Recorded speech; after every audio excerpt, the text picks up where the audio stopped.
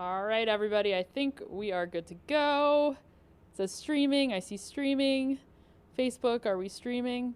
Well, anyway. Hello, everybody. Welcome to yet another Packers Chat. I am Olivia Reiner. This is Jim Ozarski. You may remember him from yesterday. Yeah. We got back-to-back Jim. Yeah. How did we get so lucky? It's just that time of year. I'm feeling charitable. Wow. Oh, thank you, Jim. It really means so much. Yeah. I had a suggestion on Twitter from Ken. He asked us to swap outfits because the defensive line / outside linebackers group decided today that they would switch jerseys in practice. So They did. it would have been festive and fun for us to do that. Yeah. We didn't have time. No. And I also really like my jeans and my blouse. And What are you trying to say? I don't know if you're going to do anything, rip anything. Trying to say I'm not fashionable? No, I'm not saying you're not worthy. I'm I just think saying, I don't want any, they fit my body well. I don't know what they're going to do to you. And then when I get it back, it might not fit the same. So who knows? But anyway, maybe another Lancaster time. And Kyler Fackrell switched. And Lancaster, 313 pounds. Kyler Fackrell is 245. And Lancaster said, that was an interesting fit. But he did get an interception in practice, Yes. he said. So he was pretty happy with his swap. It was a Friday the 13th kind of gags that Arius Smith sort of shouted to the locker room right before they went to the Don Hudson Center. But at that point, most of those guys were already together and on their way out. So it was just outside linebackers and D linemen. Yes. So Packers continue to have fun as they're all healthy. All 53 guys were participating to some degree. So when you're 10-3 and things are going well, you can do stuff like that. As you said, as we were leaving practice today, you said teams that are 3-10 probably aren't doing the same thing. I don't think so. And you also mentioned that teams that are 3-10 probably don't have as many healthy outside linebackers and defensive linemen. Right, or anyone else for that matter. So, it's, another, we'll see if it can finally translate offensively, Olivia. I mean, that's kind of the theme this week is how this offense has yet to find week in, week out consistency, which, I asked Matt LaFleur about that a couple weeks ago. Like, you've had a full complement of guys to practice. And, theoretically, that should be helping them, and yet they just still haven't been able to find it. It is strange, and something that's been very inconsistent. We've talked a lot about the receiving group and how different guys have been rising to the occasion every week, but it has not been consistent. Something that really has not been consistent has been that third down conversion percentage. Yeah. The last few weeks I looked, it's been fluctuating in the 30s. But gosh, it's been like all over the place. Yeah. And they started on a real low note at 17% conversion over in week 1 against the Bears. I wonder how much of it is the offense was new and they're just getting a feel for what it's like, or how much of it was the Bears defense. Right. Yeah. I think week 1 was for sure a combination of the two. I don't think it's any coincidence when they went through that winning streak in the middle part of the season. Olivia, they were really good on third down, and part of that was because it was 3rd and short, and then when this thing bogs down, it's 3rd and 9, it's 3rd and 15. Sometimes it's by penalty, sometimes by sack. I mean, it's kind of the same stuff. They just haven't been able to prevent it from happening. This is true. We've got someone, Nibs, asking, anyone fall down any stairs today? No, Ryan Wood was not here today. No. We were all a little tardy getting to Matt LaFleur's press conference. He kind of looked out. I think he missed us the first couple minutes. Yeah. Well, that's whose fault? It's actually kind of our fault. We always assume he's going to be a little late, and he was early. He was on time today. Craig wants me to come visit Calgary. It is seriously, I wasn't kidding when I said it yesterday. It is absolutely on my list, and I would love to get out there. Olivia Snakeskin Reiner is my new nickname. Thank you, Gerard. Appreciate that. I love that. I was talking to some of the media TV folks earlier, and they were like, oh, I like the snakeskin. I was like, you know what? I like to, I'd rather wear snake than see a snake, Okay. So I prefer to wear my snakes. Gotcha. Took a lot of snakes. Have you eaten any snake? I have not. Have you? Yes. Ooh. What was the context? Where were you? Rattlesnake. Ooh. Tastes like chicken. Okay. For the most part. Things do, right? Yeah, it's kind of bland. So I've heard. Some jambalaya, though. That'll give it some flavor. Yes. Michael, hope Tyler Ervin has a big game. He can only hope. I mean, the Packers hope he only continues to do what he did on Sunday, which was pretty much do his job. I mean, It wasn't anything mind-blowingly spectacular, but hey, positive punt return yards is a big deal. Matt LaFleur and Sean Menenga both said the changes that we all saw on punt return and kick return was the blocking and the fact that Tyler Ervin made a few guys miss. Yeah, he's I think I talked to Ty Summers and Oren Burks about him, and basically it was just the fact that Tyler Ervin catches it and then runs forward. And it sounds simple, but, and you guys have all seen punt returners sometimes can start to stretch horizontally. And, that was a factor. Darius Shepard and Trey Smith had done that at times. Tyler Ervin just goes straight. And, he does try to make a guy miss or two. But, I don't know. The Bears special teams group is really good. I don't know if Tyler Ervin's going to break anything. But, if he can get 10 yards of return, that would be tremendous. Tariq Cohen, for instance, is number 2 in the league at like 9.1 yards per punt return per reference. That is pretty impressive. Yeah. It's going to be a big battle over on special teams there, playing against the Bears this weekend, I'd say. Any major injury updates from both teams? Jose asks. Packers don't really have any major injury updates.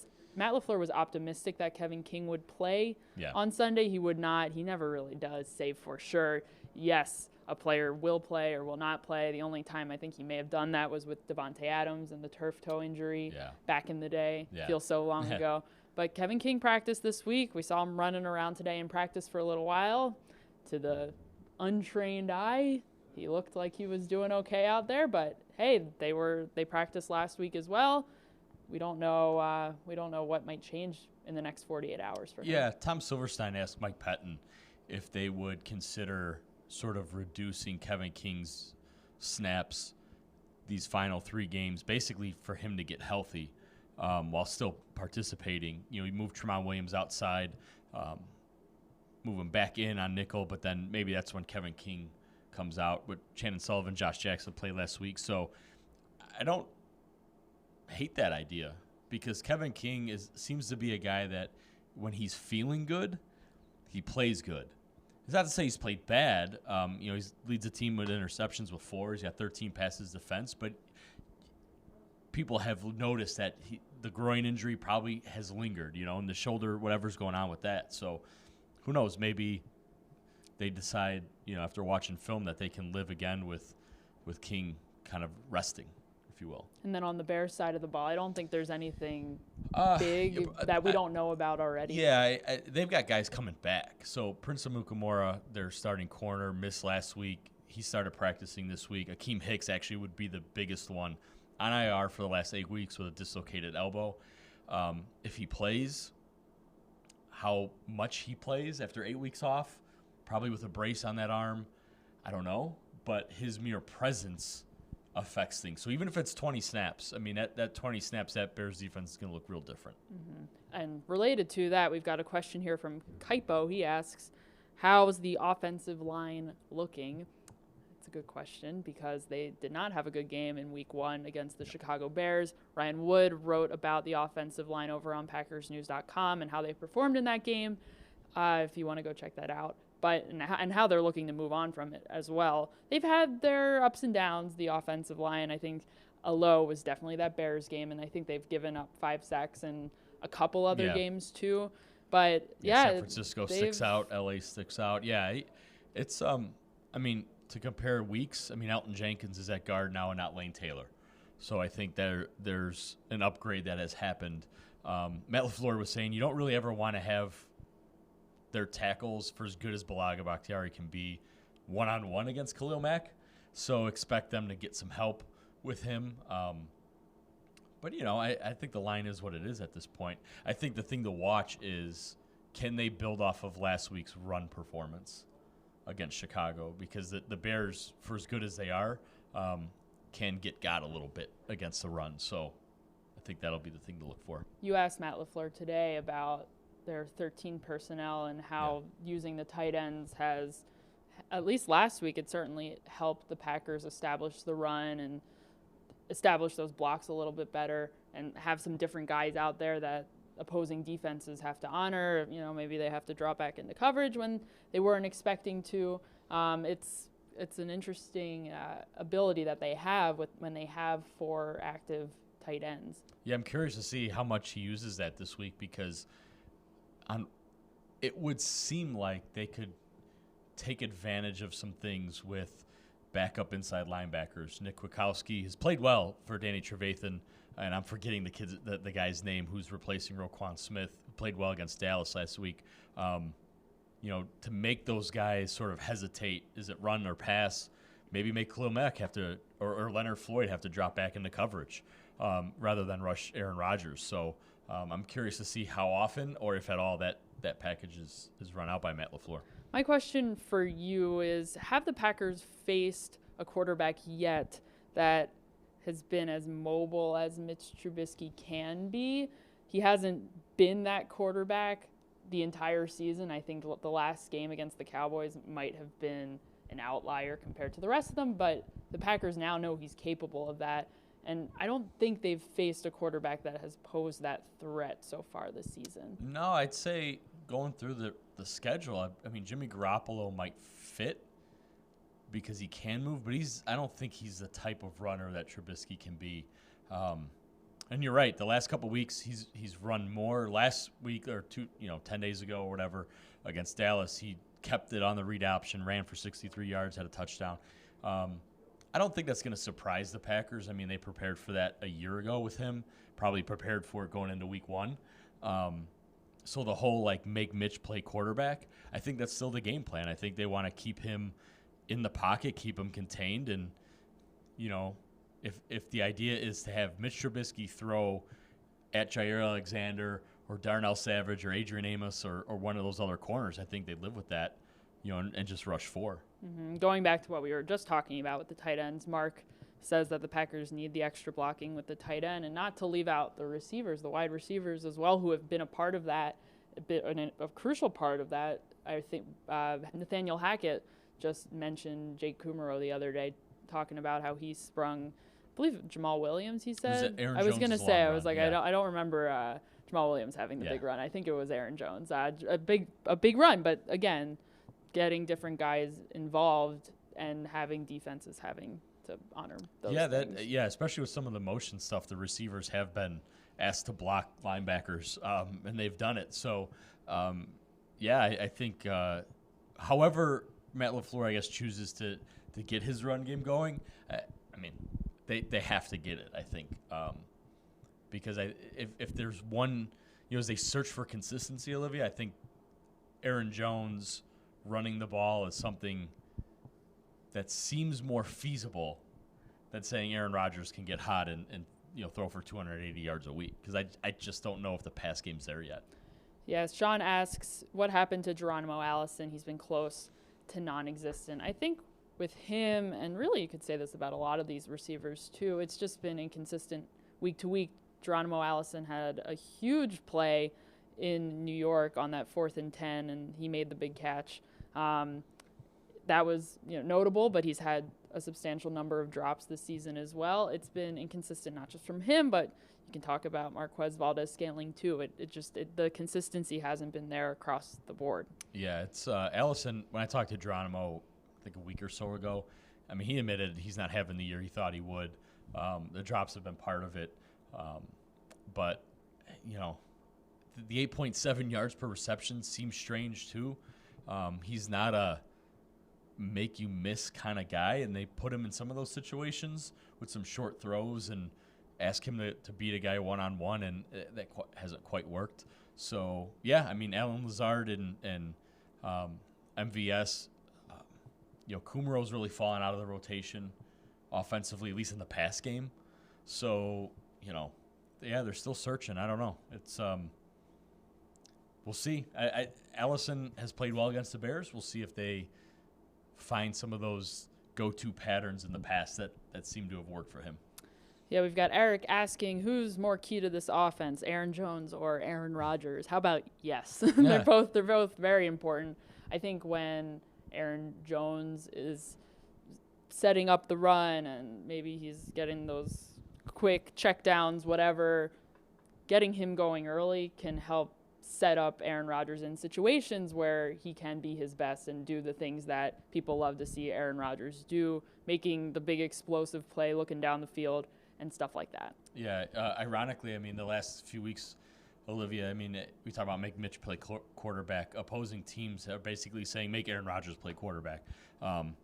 It's just been too inconsistent. You know, the protection has been on and off. So teams are kind of loading up on Aaron Jones. And it's been clear to me since, I don't know, Minnesota, Denver, that Aaron Jones is the engine. You know, if he doesn't produce a ton of numbers, it's hard for them to win. They have won in some of those games, but when they've lost, he's been non-existent offensively. So I think if they want to win Sunday, it's Aaron Jones, to me, is where it starts. All right, Jim, what was your prediction for this Sunday's game? I say was because he already made his prediction. It's over on PackersNews.com in a little bit. I think they post them tonight. Yeah. I don't know what the over-under is, but I'm guessing I'm going under. I think Mason Crosby sort of solidifies a Pro Bowl berth this Sunday, Olivia. I think the Packers score a touchdown and then kick a bunch of field goals. 4, to be exact. I think they win 19-12. And I'm very specific with that 12 because I think Eddie Pinheiro misses a PAT and Matt Nagy goes for 2 later in the game. So I think the Bears do score a couple times, and the Bears do a good job of limiting the red zone, and Matt LaFleur, rather than go for it on 4th down, kick some field goals because, you know, points are at a premium. I think it's just going to be another tough game. The offenses are going to look raggedy because they have for 13 weeks, both sides. And, yeah, I just think it's kind of be a field position game like it was in week 1, but just a little more scoring. All right, so 1912, that's 7 years before the Packers were founded. So wow, look at that math. 1919. I had to do it in my head like 5 times to make sure I was right, but I got it right. 7, a little fun historical context there. What about yourself? But that's very specific. It is very specific. I cannot say I was nearly as specific, but similarly, I have a low-scoring game. I said Packers were going to win 20-17, I think. Okay. Yeah. So I think there's a field goal in there. Who knows how they get to it. But you know what? That was my guess. The Packers have not been putting up a ton of points on anybody this season. I don't think they're going to do it this Sunday against the Bears defense, who's well known for limiting opposing offenses. Yeah, I mean, even though, you know, on Thanksgiving, the 3rd-string quarterback for Detroit got Detroit to 20 points, but that was really a 75-yard catch and run by Kenny Galladay on a Prince Amukamara blown coverage, and Dallas scored 20 points last week, kind of in catch-up mode. It was like Washington's last score, where it was a garbage time touchdown. So yeah, they just don't give up a lot of points, and I do think the Packers can turn Trubisky over, and that, you know, extra possession will probably matter. All right. Well, you heard it from Jim. You heard it from me. We'll find out on Sunday. Make sure you come back to here, wherever you're watching us, for our pregame show at Lambeau Field. I will be with Pete Doherty, and we'll preview the game for you guys, and then afterwards we'll wrap it up as well. Make sure you're checking out PackersNews.com for all of your Packers coverage. Follow us on all of our social media channels so you can get lots of updates leading up to the game on Sunday. Thank you guys for joining.